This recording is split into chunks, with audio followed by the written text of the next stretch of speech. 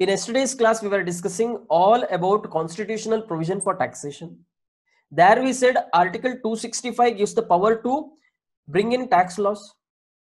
Article 245 gives the power to make the laws to the government, parliament as well as state governments. Article 246 divided the responsibilities between central government and state government.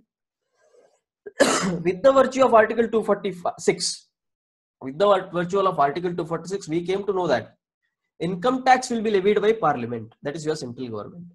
So under this one point, we'll be discussing the entire topic of taxation. We'll be discussing the entire topic of taxation, that is your income tax. Today we are going into the basic concepts of income tax. Sir, what are the things to be covered in basic topics? We'll be covering what are the things that constitute income tax laws. While you read income tax laws, what are the things you need to focus on? After that, we'll be discussing on important definitions that are said in income tax laws. Why definitions are important? Definitions are important to understand the meaning as per this statute. Because income may have a lot of... Yes, Suchitra, please don't present there. My presentation has stopped or what?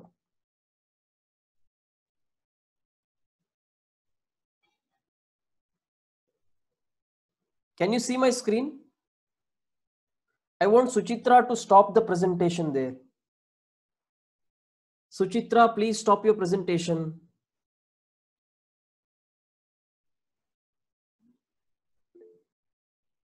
My screen is visible, right? Okay. Okay. Suchitra, please stop the presentation.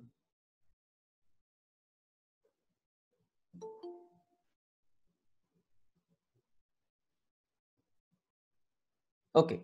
So, income tax law. What do you mean by income tax law? What are the parts of income tax law that we are going to study, and important definitions? Why important definitions before any statute?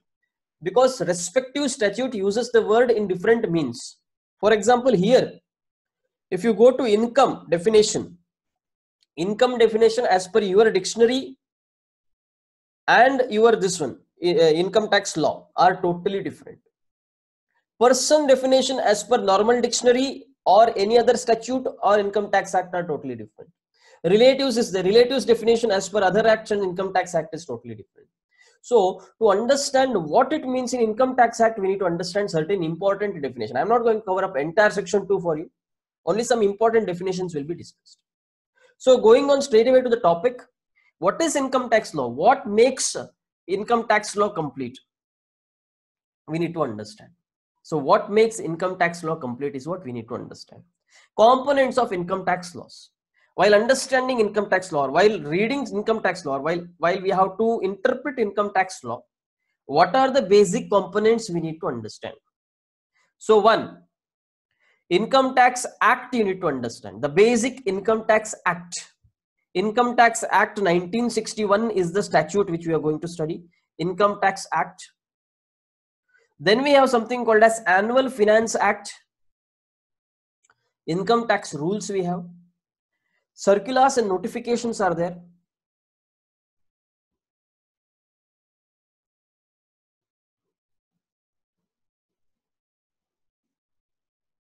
Circulars and notifications are there. Then we have legal decisions of the courts. So these 5 components make it complete. So it is not just Income Tax Act you are going to see. It is not just Income Tax Act you are going to understand. There are many things beyond Income Tax Act. There are many things beyond Income Tax Act which we need to understand to have a knowledge of Income Tax Act. So Income Tax Act 1961 is the basic statute which we are going to study. Income Tax Act 1961, it came into force in 1st April 1962. So sir, we are in LLB, sir, whether this 1962 and all are to be remembered. This is just an understanding. Having a familiarity with the statute is very important before you get into the practice of statute or before you understand the statute. If you don't know that is what in interpretation of statute while you study, you should know the historical background as to why that statute was brought into force. We have understood the historical reason now. So let us understand how did this act come into force. So after combining all the provisions of the previous income tax acts, after removing the limitations which were there in previous Income Tax Act, bringing it to the updation, bringing the Income Tax Act to the updation of current prevailing situations, Income Tax Act 1961 was brought into force on 1st April 1962. It contains 1 to 298 section, but one of the bulkiest act in India, just like your Companies Act. Companies Act is now less because of new Companies Act 2013. But when it comes to Income Tax Act, Income Tax is the vast act which is there in India, one of the vast acts which is there in India. Only you may say, sir, only to 3 and up to 301, 298 section, but there are numerous subsections. There are numerous amendments that have happened over the period of time. There are numerous rules. There are numerous circulars, notifications that have been released from time to time. So Income Tax Act 1962, Income Tax Act 1961 comprise of this 1 to 298 section and 14 schedules.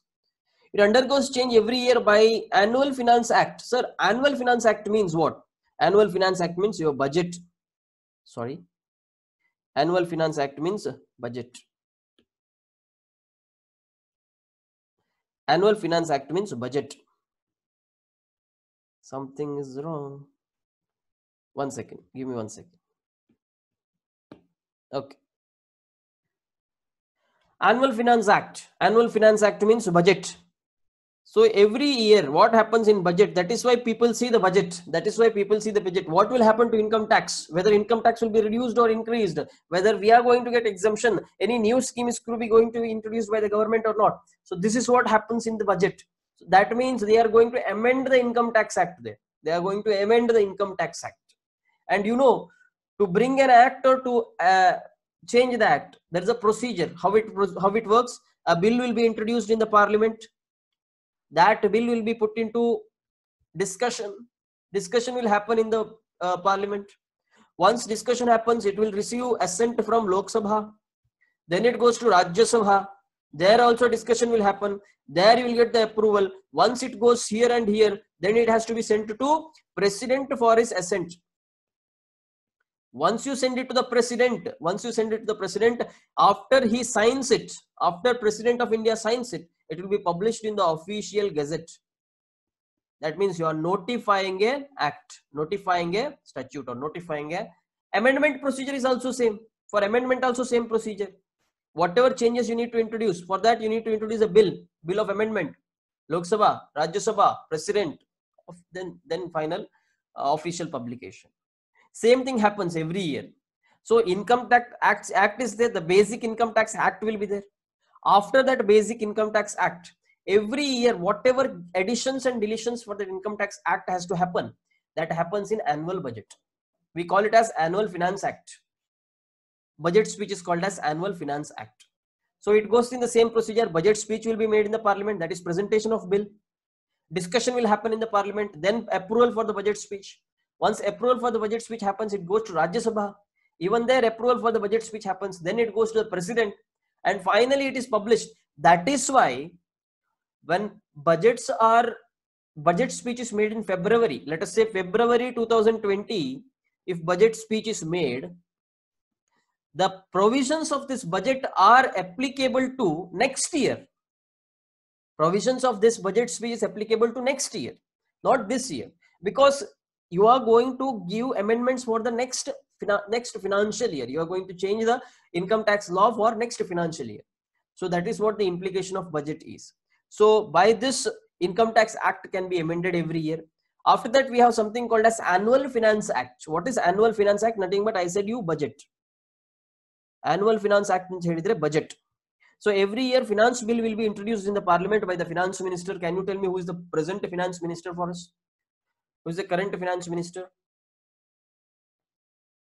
Who presented the last budget, the previous budget? Who is Sitaraman? Sitaraman is her husband. She is Nirmala Sitaraman, right? Yes, she is Madam Nirmala Sitaraman. Nirmala Sitaraman is the current finance minister for us, who published the budget, who published the budget speech, the previous budget speech. So every year, finance ministers of India will be putting forth the finance bill, and that finance bill will be discussed in the parliament. Once it is discussed, it will be put to vote in both the houses. After getting passed and assent from president, it becomes finance act, and it becomes a finance act. Finance act means budget speech will be converted into an act. Budget speech will be converted into an act. Then first schedule of it contains tax rates. So this is where people are more focused, whether tax rate will increase or decrease, what will happen, how much tax we need to pay, how much TDS is to be done. All the provisions are decided in first schedule of the act. Almost these things are decided in first schedule of the act. Coming on next one. So income tax act is over. Income tax act changes every year. For that we need to refer annual finance act, that is your budget. Then we have something called as income tax rules. What is this rules? Why rules are there in every statute? You may see the recent statute, whichever is there. In almost all the statutes, we have something called as rules.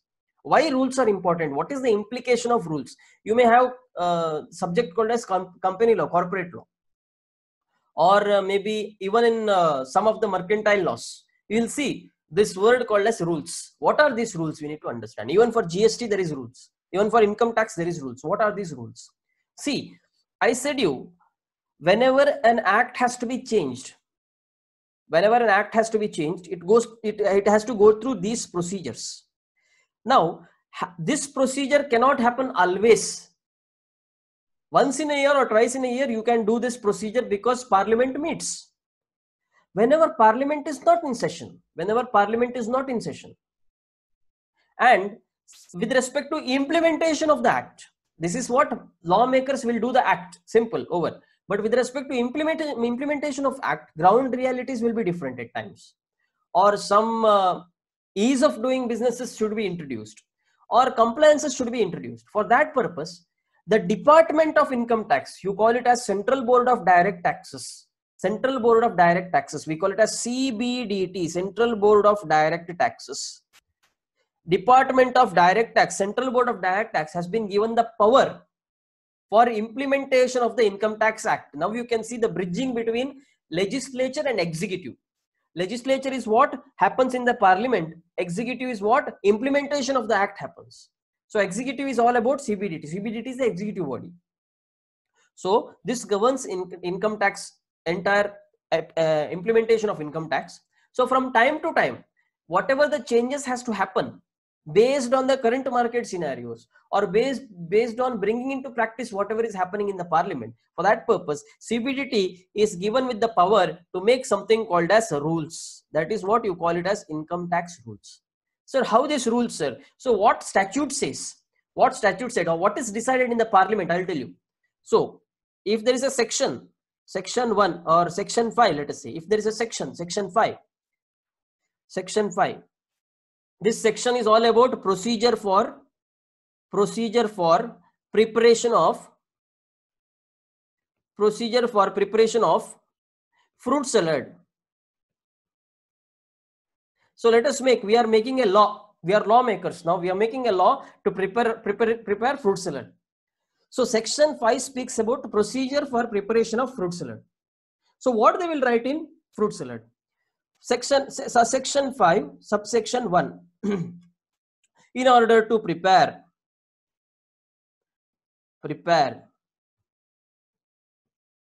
add all the fruits as may be prescribed.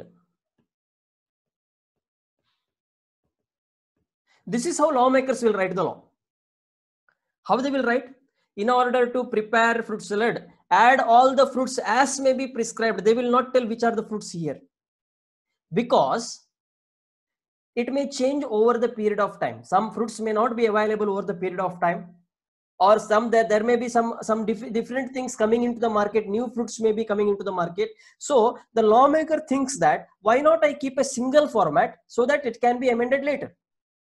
For that purpose, he makes the law like this. Lawmaker will make the law like this. He uses the word as may be prescribed. Observe Income Tax Act, observe Companies Act, observe GST. In all these places, these words are used, as may be prescribed.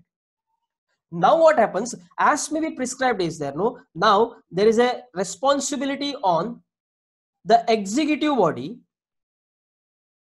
to make rules.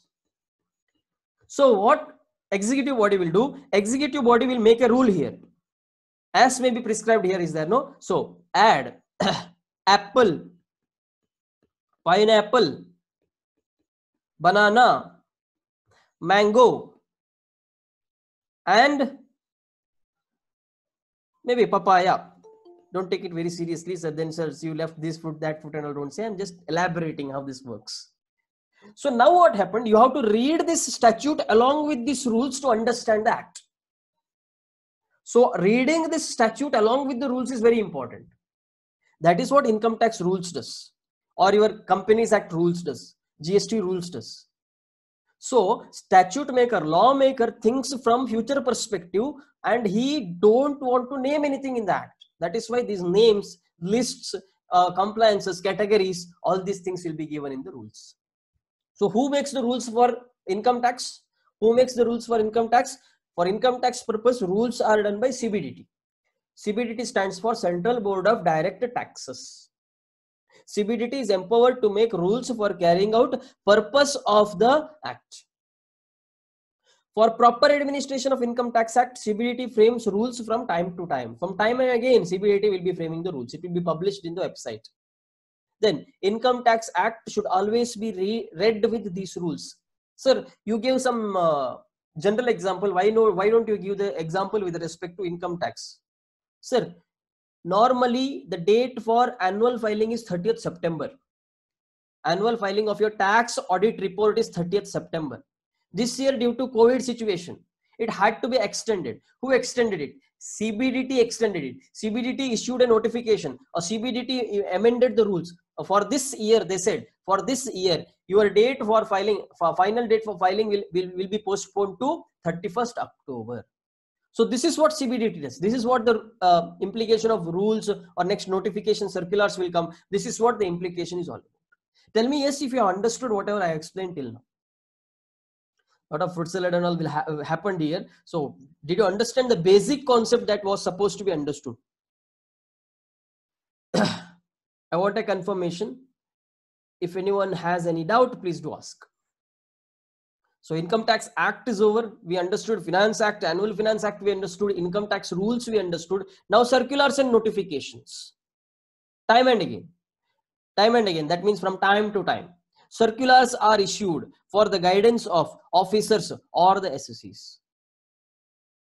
See, you know this circulars. Your director sir or principal will send a circular to the classes. Why do they send the circulars? Tomorrow is holiday. Those students who did not pay the fees, please come and pay the fees. Those students who are participating in such and such activity, please go to the meeting. Today meeting is called, tomorrow parents meeting is called. These are called circulars in your college. Same thing happens in income tax.